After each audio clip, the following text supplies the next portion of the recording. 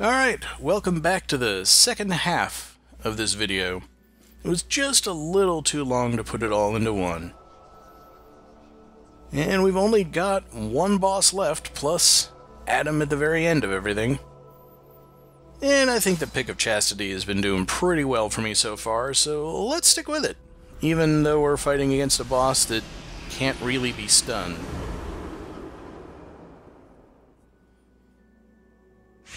Yeah, actually, on second thought, that's kind of a bad idea. Let's switch over to the Scythe. I haven't used this one on screen very much. I did a complete Scythe-only playthrough that I didn't bother to record just so I could get used to it. It wasn't all that interesting, and I was pretty bad at it. But it does seem like a significantly better weapon to use against Angron than the Pick. So, let's go for it.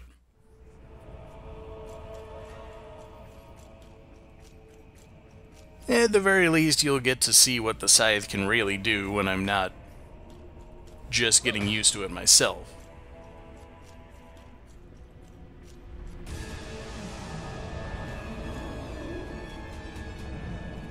And like the Greatsword, it does have a little bit of vertical reach, so I'll be able to hit him in the head when I get the opportunity.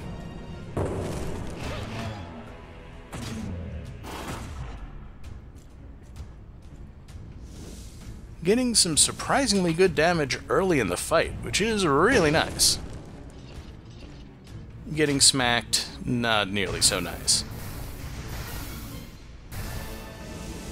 Let's see if I can bait some of his space-taking attacks a little farther away. And then I end up standing in the fire just the same. But I managed to hit him with my mine, that was nice. That's the charged, strong attack with the Scythe. It just kind of plants a little bead of light somewhere, and it'll explode on contact.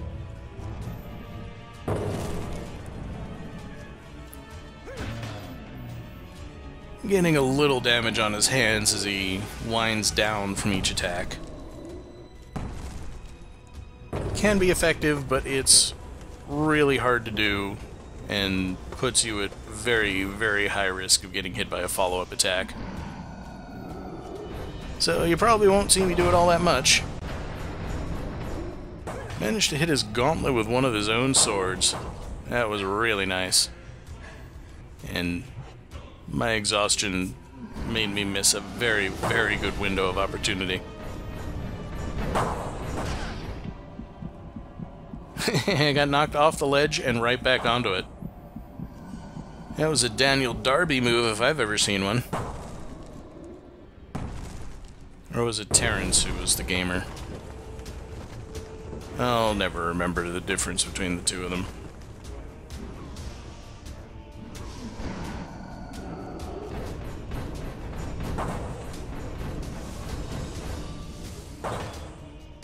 Let's just finish this thing up. No mistakes.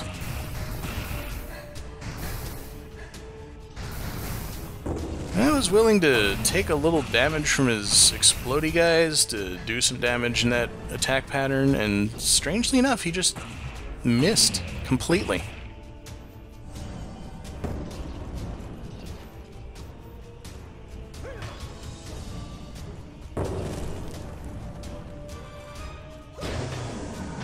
It's a little awkward, but I am pretty pleased with my progress so far. Kind of expected him to start destroying the ledge there.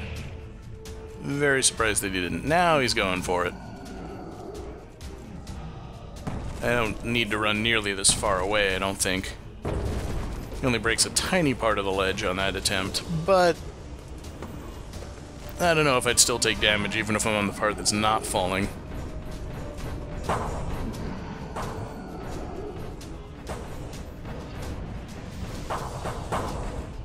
And that I just rolled right through. That was sweet.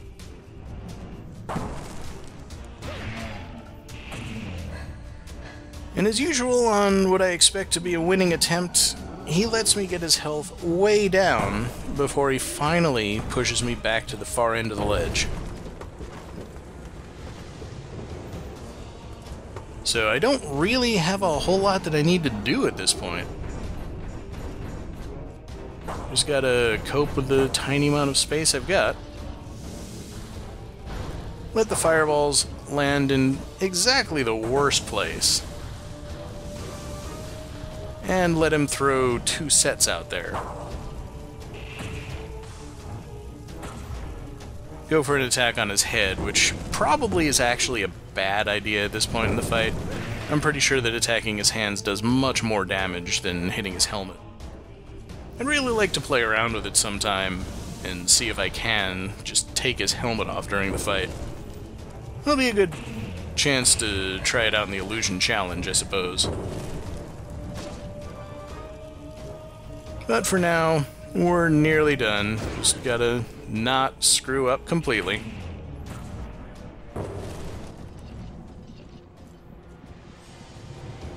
I survived that somehow.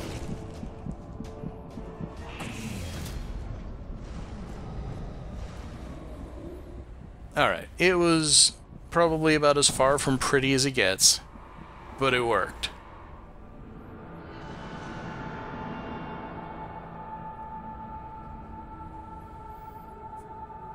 And I've beaten both versions of Adam with a lot less health than this, so I expect I should be fine.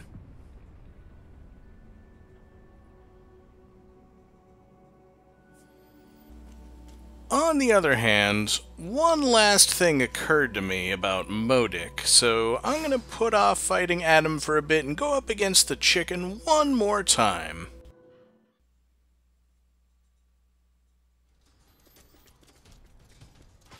I kinda wonder if maybe fighting Modic after making all the sacrifices is the thing that I need to do.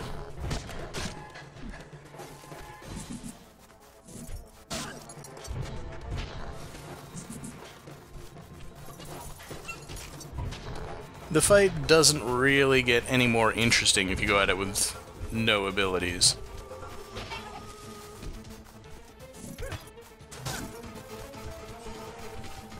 Even switching to the scythe just for a bit of a change of pace. Yeah, I get hit full in the face with some of his attacks, but I've got the health to survive it now. Even though I don't have regen and no defense, weak attacks. It's exactly the same fight it was.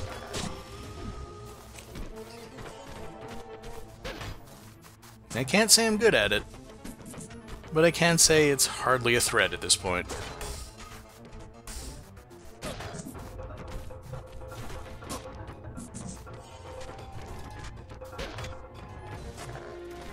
And I expect I'll probably end up going through all of my healing by the end of it.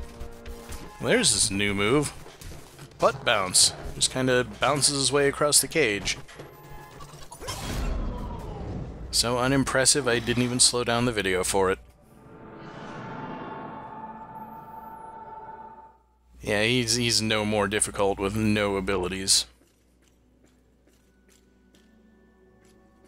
So, for dealing with Adam, I figured I'm gonna keep the scythe for the riposts in the early part of the fight. But I'm actually going to abandon the greatsword and give the Pick of Chastity a try. See how it works. I mean, it's been good for almost every other boss. Why not? It just means that I don't have anything particularly reliable to go up against him with if it turns out that this weapon isn't suited for him. But I've beaten him with the scythe before. It's not a problem.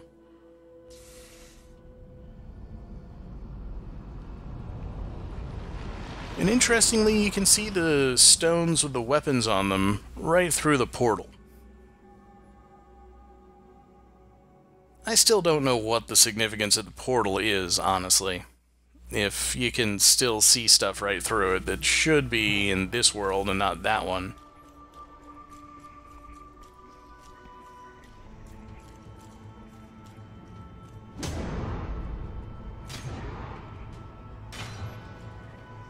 Yeah, the riposte with the scythe is still by far the most damaging move you've got.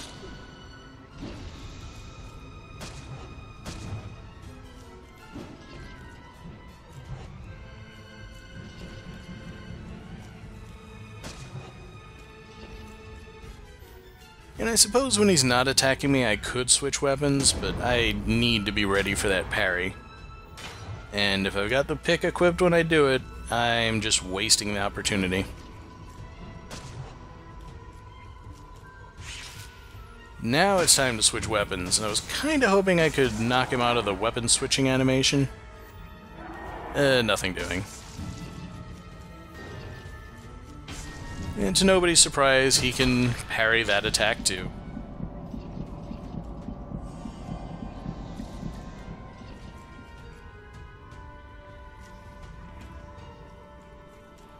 So let's see if maybe baiting his attack is gonna do me any good.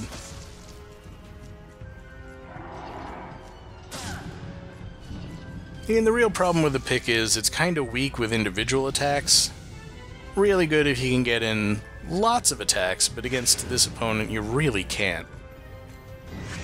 And we end up doing the anime thing where we just sort of run past each other, both slashing at the air, and then one of us will fall down at the end of it all, and that's the only way you know what happened.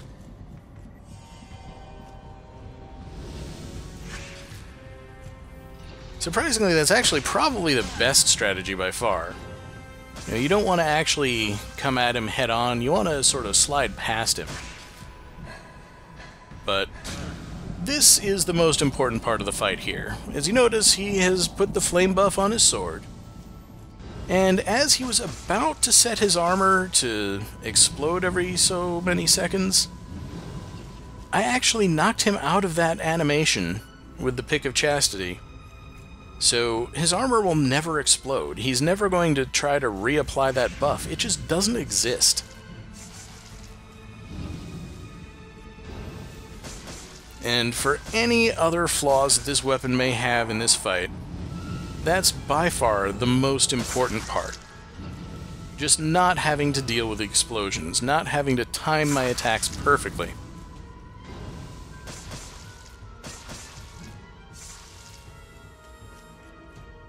Admittedly, I used up a whole lot of resources getting to that point, and I don't think I've got nearly the chops to pull off the rest of it flawlessly as I need to.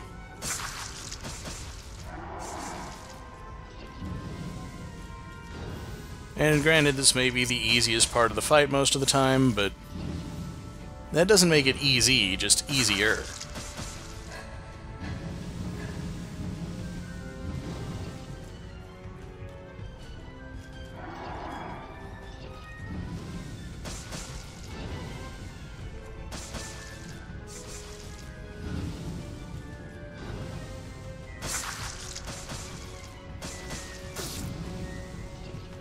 On the other hand, I suppose something's to be said for that one little bit of stun.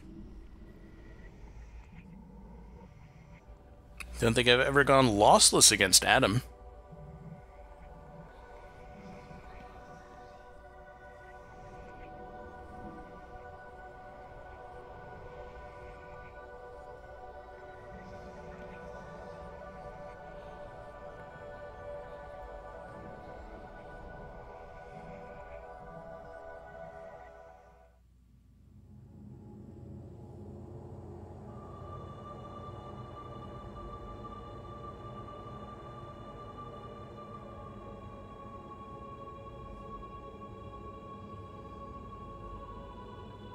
How could the sinner hope to purify the world? By taking every sin into himself. Their sins are mine now. I bear this punishment alone.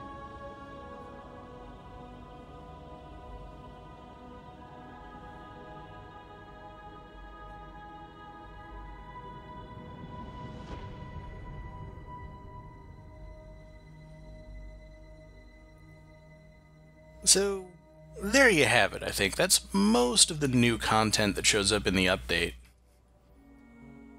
I will be messing around with some of those trial modes, and certainly I'll be unlocking the other weapon from Modic eventually, once I figure out how to do it. But, you know, if you were on the fence before about getting this game and you thought it needed just that little bit of extra content to convince you that it was a good purchase, I'm not sure that this was quite the update you were hoping for. I still think that Modik is just a complete joke in every sense of the word. But you do at least get a really, really nice weapon for fighting him.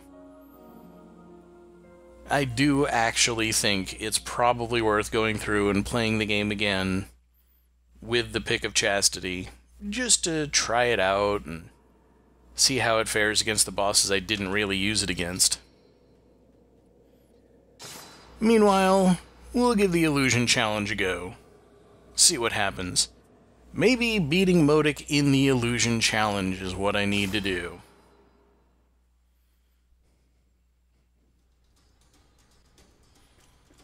And this challenge at least starts us with the stones that will give us all the different weapons, just in case there's a particular one that I want and I didn't bring it with me. But nah, we're going with the pick and the scythe.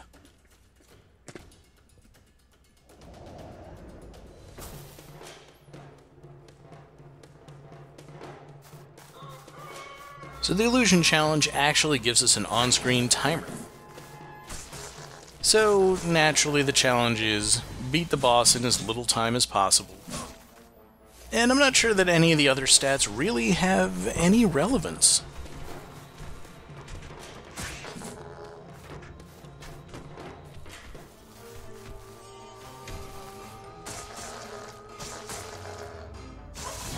As you can see, it didn't take me very long.